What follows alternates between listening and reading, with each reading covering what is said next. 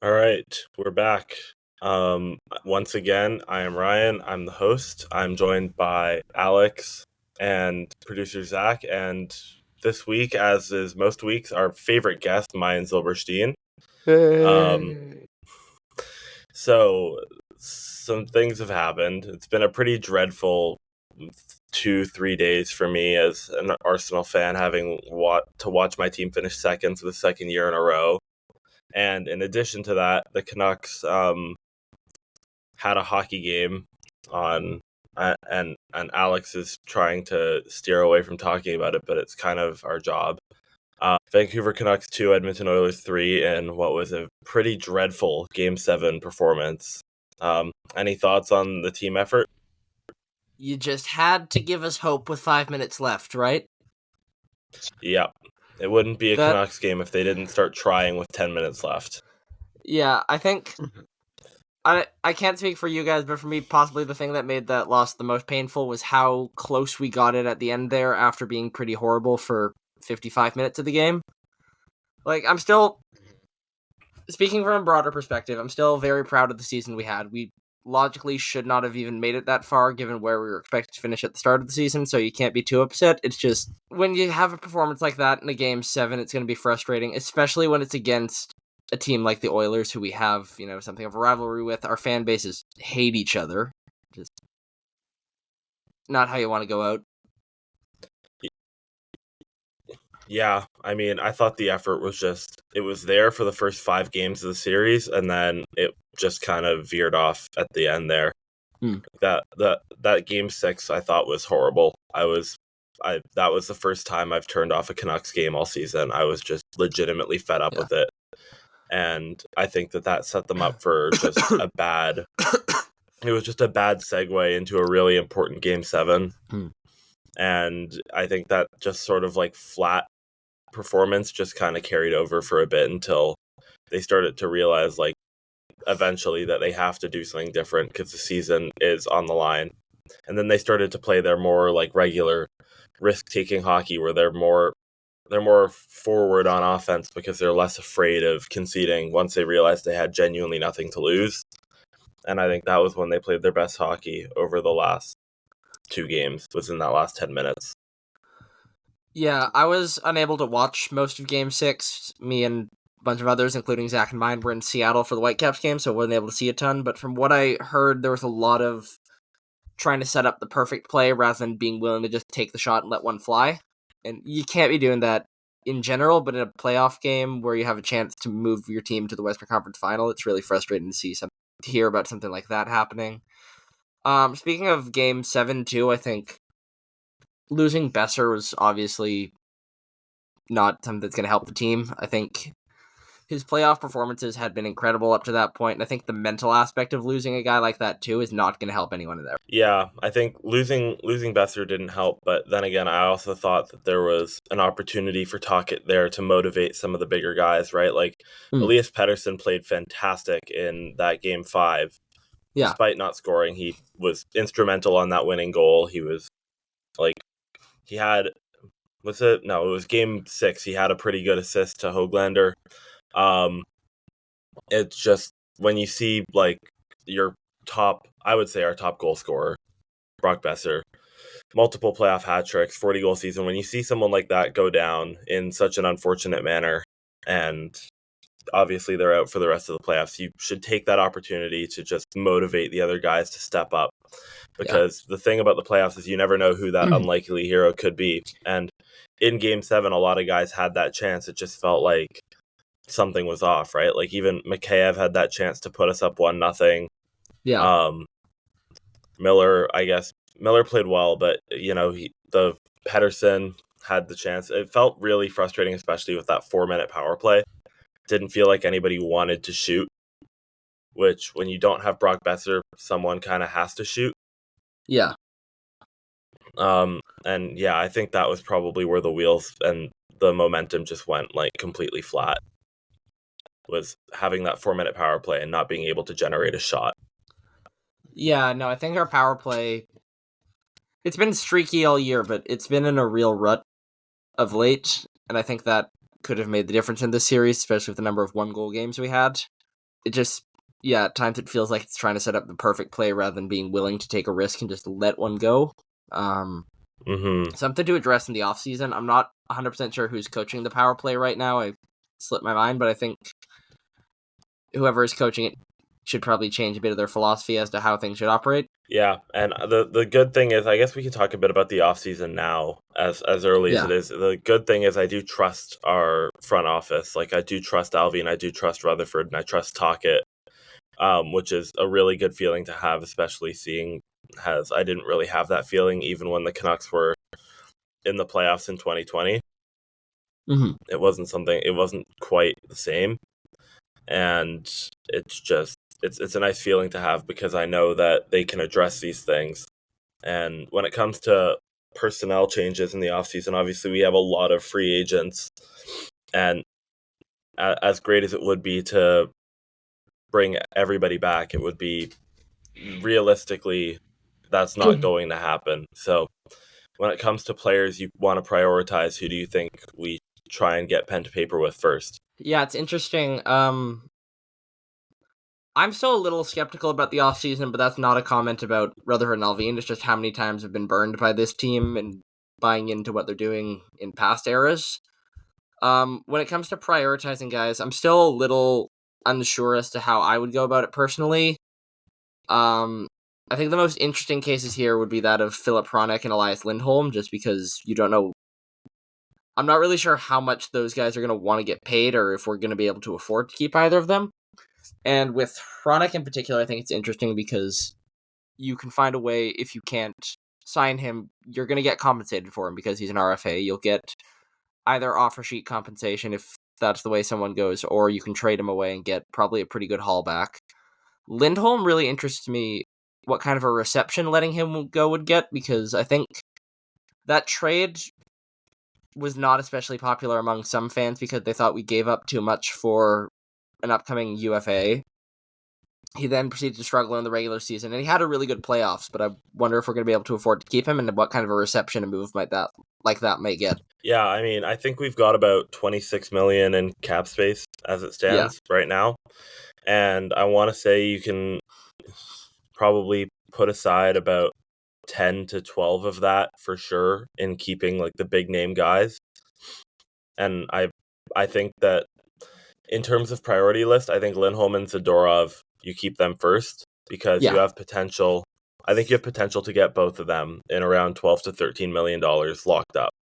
I don't think Zadorov will be as expensive as advertised because, paying for playoffs isn't something that people tend to do very much. Yep. I think they'll look at the bigger picture and probably offer. I think he could be signed for around $5 a year if he wants to stay, maybe $4.5. And I think Lindholm, you could probably get for around 6.5, somewhere between 6.5 and 7.5. I think would be perfect for him. Yeah. And when it comes to Hronek, he was fantastic with Hughes this year in the regular season, but he had a really bad playoffs. I think he really did. He other than that late goal in the dying minutes of Game 7, he hadn't produced very much on offense. His passing which was one of his biggest strengths, and one of our power play's biggest strengths was having him as a secondary passing option. Yeah, his passing on the power play felt really poor. And I guess he seemed unwilling to shoot too. Yeah, and I think defensive coverage was more or less par for the course because I think the whole team was about the same on that. Yeah. And I thought we were defensively sound. It was just really disappointing to see how much our offense lacked in that last series against a team that definitely had defensive woes. Yeah, and I think, correct me if I'm wrong, but I believe the only defensemen we have signed for next season are Hughes, Susie, and Noah Juleson. Mm-hmm. So it'll be interesting to see who on the current defense comes back, who may come up from Abbotsford, because there's maybe a guy like Cole McWard can make a spot for himself, or who you can get in free agency or trade. So, Ian Cole, for example, I don't want to be too hard on the guy because he's just come off a really rough series, but I think he's probably good as gone after that. Yeah, I can't imagine him wanting to stay after that. I feel like he kind of got really unlucky at a couple of different points this season, or this series, and it was kind of just at the point where he got like the Jake Gardner in Toronto treatment from Vancouver, where he just was ridiculed for doing basically anything. Yeah. No, totally. So And then I think can't imagine him wanting to stay, and I can't imagine the team wanting to keep him after that. Yeah. I felt like there was leads to just a giant fallout at that point. Yeah. And I think Myers, we've talked about this on previous episodes, but I think someone will probably be willing to overpay for him because tall.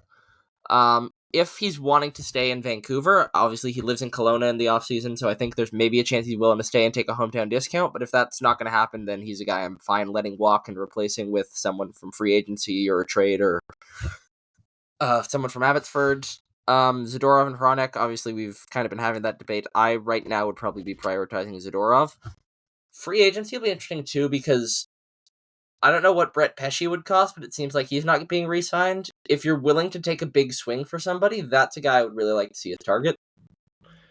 Yeah, I would love Pesce as a Canuck, to be honest. And I think if you trade Hronek, maybe even sneak in a little cap dump there, see if someone will take Mikheyev to get Hronek.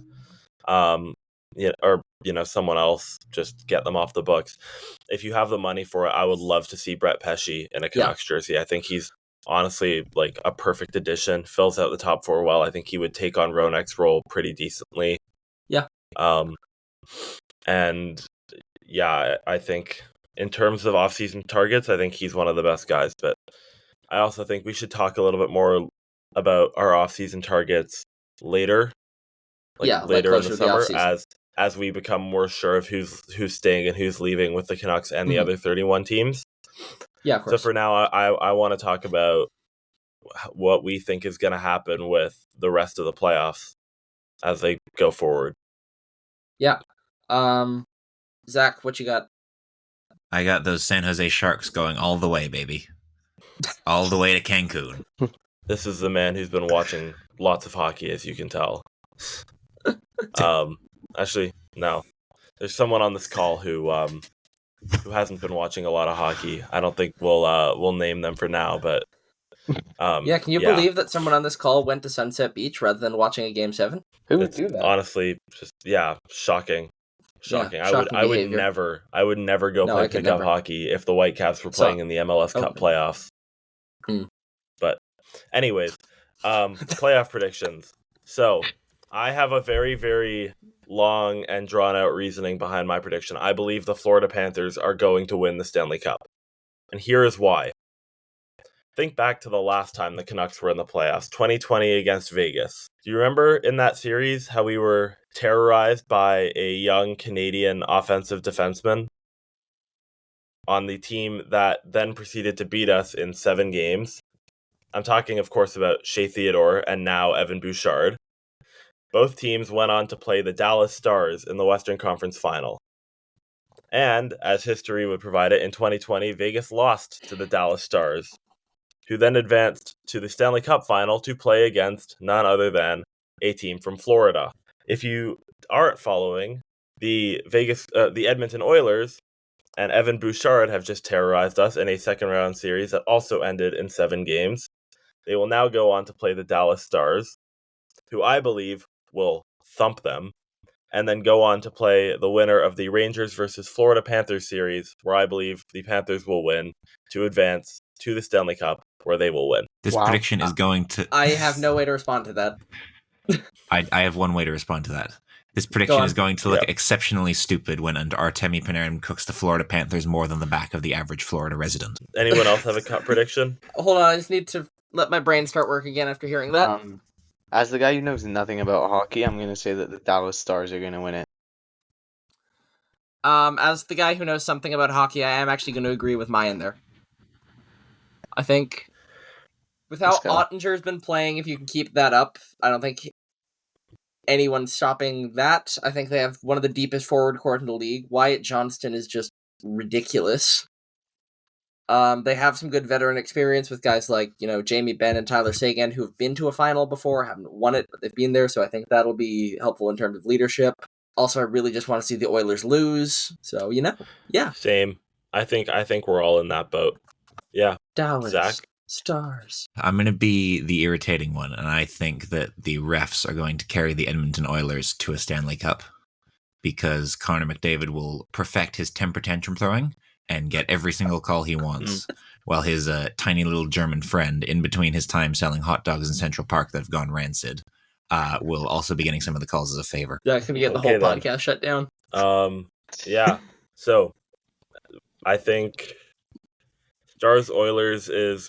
I'm hoping it's going to be just a one-way series. I'm hoping the Stars will be able to prove their dominance as just an overall better built hockey team than the Oilers. There is some frustration there in watching the Oilers beat us in 7 games using 5 players, basically, with the odd contribution from like Cody Ceci and Evander Kane. But yeah, it's. I think the Stars should do pretty well in that series, and then that Rangers-Panthers series, honestly, is completely up in the air. It could go. I think it could absolutely go to 7 games, and it could end up with either team winning. Yeah, totally. President's Trophy curse tells me the Rangers won't make it back to the final, though. As good as they've been, I think that ending of the Hurricane series kind of rattled them a little bit after being close to a sweep. And yeah, I guess in the final, it's going to be a really, really good final, because I do think that with the exception of the Edmonton Oilers, you have very, very good hockey teams that have made it here, deservingly so. I think the Stars have had the hardest cup path of anybody so far. Yeah. And I think to them, the Oilers is probably the easiest team to have played of the ones they've played so far. Yeah. Yep. Yeah, I'm gonna say Stars in 6 over Edmonton, and I'm gonna say Rangers over Panthers in 7. I think Stars in 5, Panthers in 7, and then Cup final, Panthers in 6. I'll say Stars over Rangers in 7 games in the final. All right. I think we've got that out of the way. Let's bring in our guest and talk about the sport that he prefers to the most important game in the last 4 years of Vancouver sports. Soccer. MLS. Yeah. Hi, guys. Hi, Maayan. Hi, Maayan. So, the Whitecaps, they're a team. Mm-hmm. They are coming off of 1 month no wins basically in MLS, Maayan? Yeah, our last win in MLS was basically a month ago, just a tiny bit over a month ago. It was the 2-0 win away in Seattle on April 20th, I think. Good lord. Yeah. And their most recent game was a 1-0 home loss to the prestiged, high-level, elite Cavalry Football Club, who play in the Canadian Premier League out of Calgary, Alberta. Mm-hmm. What I will say is Maayan? that it's not as bad as 2019, where the Whitecaps got eliminated by Cavalry in the Canadian Championship. This time we managed to advance on away goals, which I've seen a lot of people very unhappy with, and I tend to agree with them. I think it's not, like, obviously for me, it's not a great way to go through, especially after losing a game 1-0 where it could have been more. And it was just a bad performance all around from the Whitecaps. I thought even in the away leg where the Whitecaps won 2-1, Levante Johnson scored a brace. One was like an insane goal, a very low XG chance, and the other was just a really bad error from their center back. So I'm just not happy with it. And Vanni Sartini, in his post-game interview, he said he's not happy with it. I think he said that in the upcoming game, which is against Inter Miami and potentially Lionel Messi if he plays, he doesn't know who's going to play because they were all so bad. Yikes. And the form hasn't exactly been great either. As I mentioned, the last win in MLS was away at Seattle, but not the one just 4 days ago. Yeah. Rather, the one a month ago. Really, just there's no way to put it, but other than going into this game on Saturday against Inter Miami, the Whitecaps are screwed. As of how it looks right now, Thank you, the Whitecaps Maayan. are How screwed. optimistic. How Yeah. optimistic of you. The thing Although, is, I usually Maayan is am normally the optimistic biggest one. Whitecaps optimist on the planet, so him saying that is a pretty scathing review. Yeah. Yeah, I might go bet the house on a Lionel Messi hat trick if he plays. If not, it will be a Luis Suarez hat trick or a Robert Taylor hat trick. Perhaps a Drake Calendar hat trick. Julian David Gressel Beckham gets every hat-trick. single assist. Yeah, Julian Gressel 4 assists. Oh, I forgot they had Usyk. Yeah, I have low expectations, but I guess that's usually good because that means that I'll usually come away from games having them exceeded. Anything less than a 5-0 win for Miami, I would consider my expectations exceeded. Well, see, the thing is, you should still go I wouldn't go that far as to say anything less than a 5-0 win exceeds my expectations, because I do still think this team can win. But we might be missing our most impactful player in Andres Kubas, who got hurt away at Seattle where we were there. That was also certainly a game. Yeah, And that was 90 minutes of football. yeah. That's It the nicest way I can wasn't. It was describe really just like 2 minutes of stoppage time that mattered. Yeah, pretty much. I mean, obviously we got the goal in the end, and it's absolute scenes in the away end when Ryan Gault scored. Yeah. So basically, the gist of all of this is it's not looking good for the Whitecaps right now. Is it Jover? Sorry? Is it Jover? It's close to being Jover. Let's say that. So, it's not Jover until it's fixture Jover, and I don't think it's Jover. Yeah. So, Maayan, you said that you do believe there is a chance we could come away from the Miami game with a win. What do you think would need to happen for us to be able to do that? Everything has to go right. I mean, what I will say is the back line, for the most part, has been pretty good this year. Yeah. Which is a good sign, I think. To be fair, the one goal the Whitecaps conceded last night against Cavalry was an own goal, which probably isn't great going into this game against Miami, but it also shows that you can limit teams' chances, and you did that against Seattle as well. Obviously, they scored a goal in the 8th minute, but other than that, the only other chances they had were kind of fluky chances where I think they hit the bar and hit the post, but neither one of them was like a very, very good chance, like in front of goal or anything like that. I think you have to have Andres Kubas back. If not, it's going to decrease your chances of a win by a lot. Because I've said this a lot of times, he basically counts as 2 players in that midfield. And without him, you probably have to start someone like a Sebastian Berhalter, who is a good player, but he's no Andres Kubas. Very little players in the league and all of MLS are Andres Kubas. Yeah. And approximately one player in MLS is Andres Kubas. Yeah. We have run the numbers on this. Thank you, Ryan. Sorry, I have reason to believe this. I haven't been proven wrong yet. Yeah, no, that's fair. I think with the attack, it's just been so static as of late. I mean, in the last, I think, 5 MLS games, the Whitecaps have scored 1 goal, and it was not in open play. It was the penalty on Saturday against Seattle. Yeah. It's been 5? Or maybe 4. I'm not entirely sure.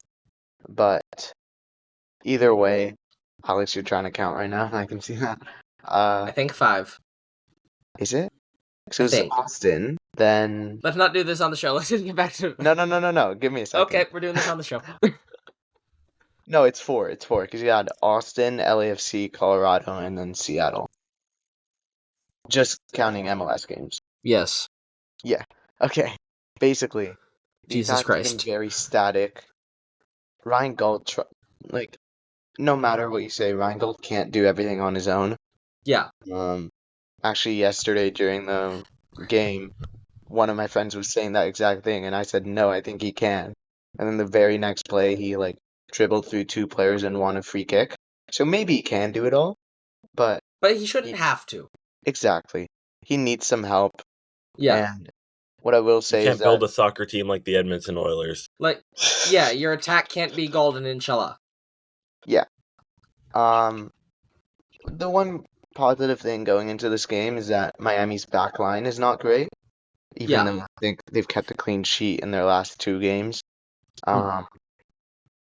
They have looked pretty shaky at times at the back, and I think you can exploit that. I think Brian White needs to be on his game. I think basically everyone needs to have their best performance of this season for anything to go right in this game.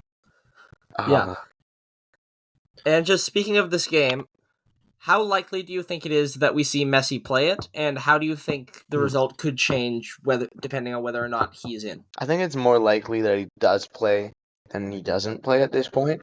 Okay. He just went 90 minutes over the weekend against DC United, and as long as he's healthy, he's going to want to play, and I think the league wants him to play as well. That's another big thing. Yeah. Because whenever he doesn't play, doesn't matter if it's fans in the stadium or fans watching at home. People are going to be upset. Yeah, exactly. Yeah. I mean, we saw there's the whole thing preseason when Inter Miami played a game in Hong Kong and Messi didn't play, and they were quite frustrated, to say the least. Yeah, weren't they forced to apologize for it, too? Yeah, I think so. Yeah. So yeah, I think it's more likely that he does play than he doesn't play. I think the one thing, 2 factors that can go into it is the travel, considering it's the furthest possible trip they can make for any team, like in MLS at least. And the turf, but he has played on turf before, so I don't think that'll be as big of an issue as you think it will be. I think he plays, and I think if he doesn't play, Miami would probably struggle quite a lot more. Obviously, I mean, he's the greatest player ever. Yeah. But, yeah, I think he plays, and I think because of that, it'll be very, very hard for the Whitecaps to really get anything. Locking him down is one of the hardest things anyone will ever have to do in the history of football. And, yeah, that's really all I have to say about this upcoming games. Yeah, I mean, I don't know. The Whitecaps on a bad run of form, just summed up. I mean, bad run of form, most recently culminating in a loss to a CPL team.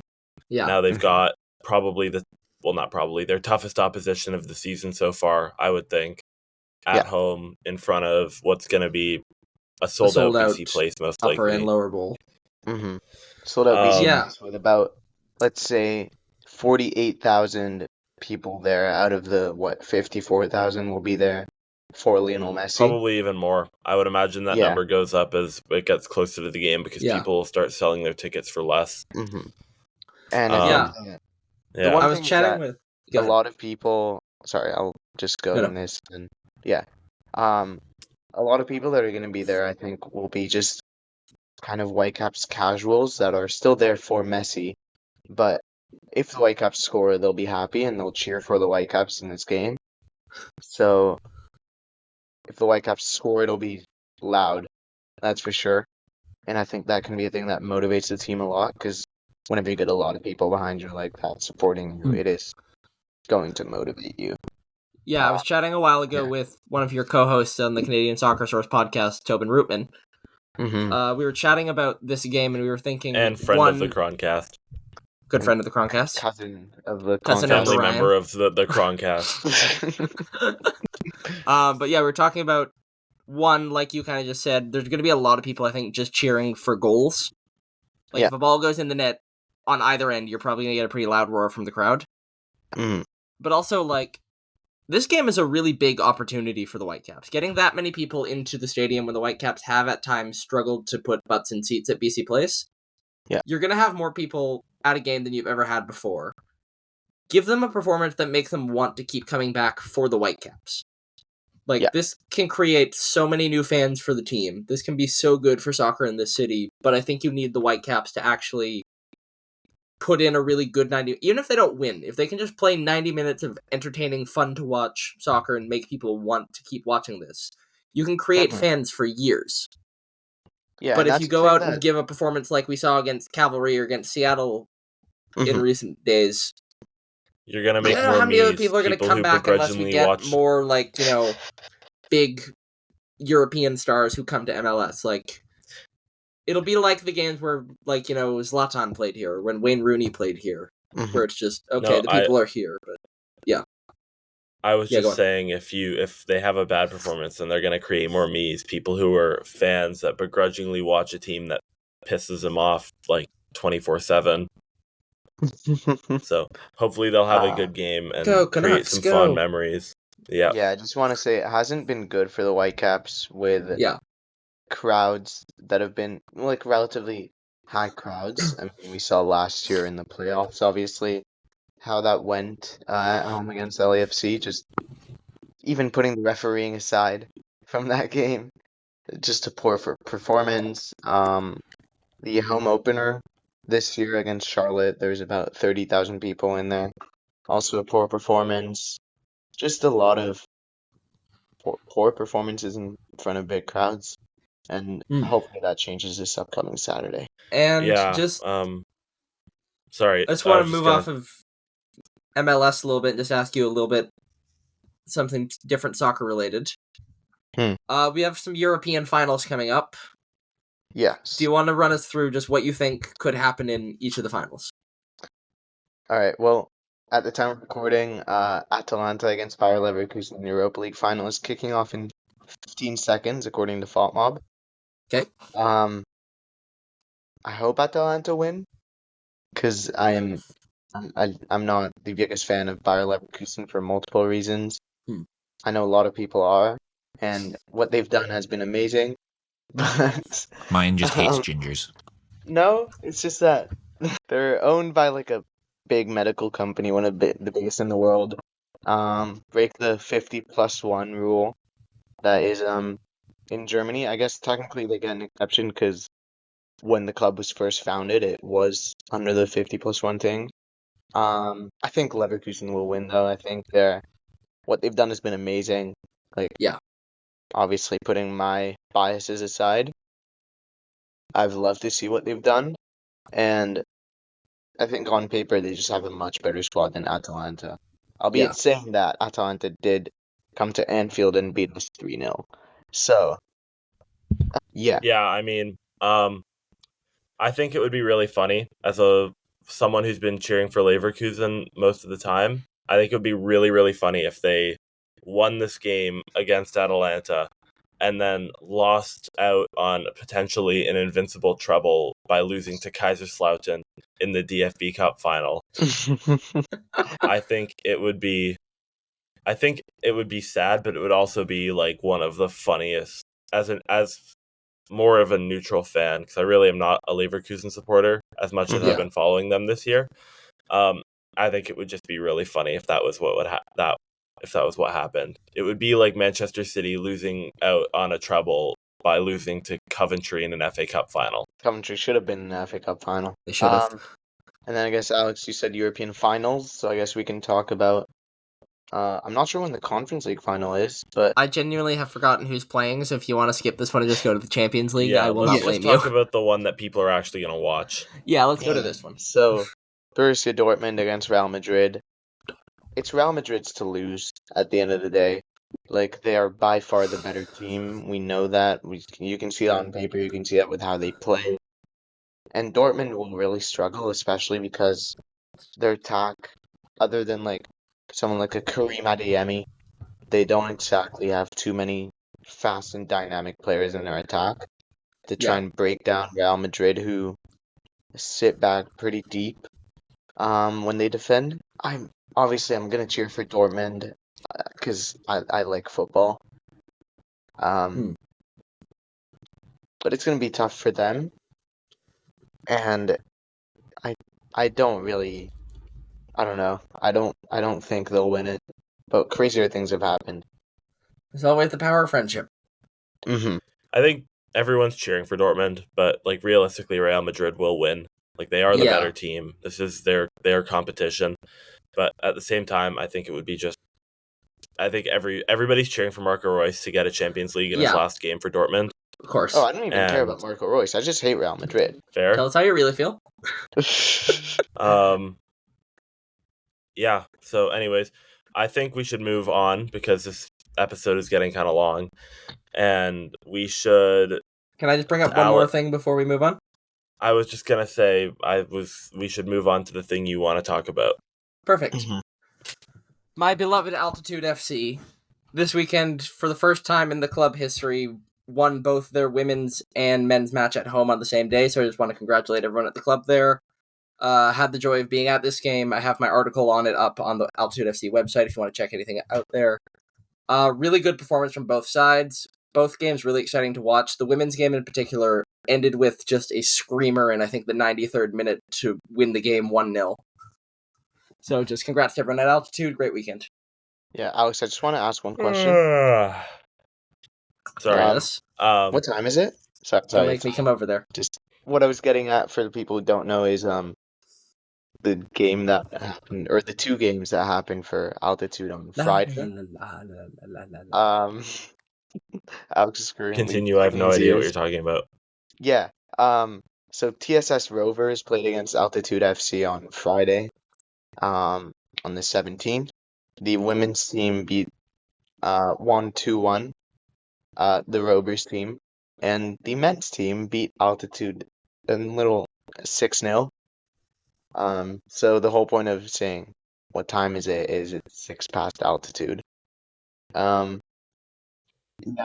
there you go. Hold on, we can move on. We can move on now. Yes, let's. Yeah, now, I think we should move on. Moving on. I think Alex and Maayan want to gush a little bit more about their manager Jurgen Klopp, who's finally left the Premier League. Hoping Liverpool now on the downswing, as just like as a regular hater of everything Maayan loves. So, yeah. Alex and Maayan, do you have anything you want to say? Jurgen, come back. Yeah, that sounds about right. Arne Slot. La la la la la. Okay. I do like the appointment of Arne Slot. I think he'll be a good manager. It's just like Jurgen's unreplaceable.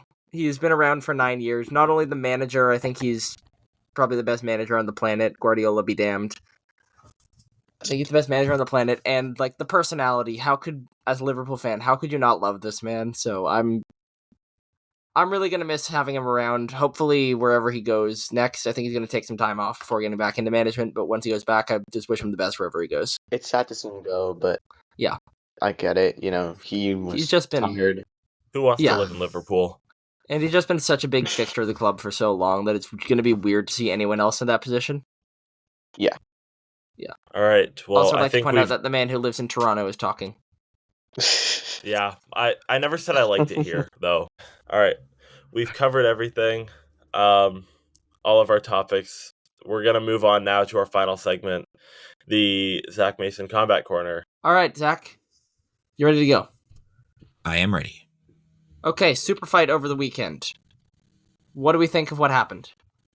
Yes, so for those who don't know, on Saturday in the Kingdom of Saudi Arabia, Oleksandr Usyk beat Tyson Fury by split decision to become the first undisputed heavyweight champion in 24 years. It was a pretty close fight. I had, if memory serves, Usyk winning 116-111, so 8 rounds for Usyk, 4 rounds for Fury, losing an extra point because he was knocked down in the 9th. It could go a bit different way. I tend to favor activity more than anything, so maybe I gave an extra round to Usyk because of that, but I will admit it was very poor form from Tyson Fury to say that in the post-fight interview, Usyk only won because war is happening in Ukraine, because if that was the case, it also sure didn't help Vasily Lomachenko back in May. But yeah, it was a very poor very poor thing to say on his part. Though, in fairness, he did also wish everyone a happy new year, so I don't know what the best state of mind is he had. Interesting decision. Yep. So we have a rematch booked for this one, I believe, at some point. That's correct? Yes. I don't know if they have a specific date, but they have been mentioning that the rematch will happen in October. And, once again in Saudi Arabia, or? More than likely, yes.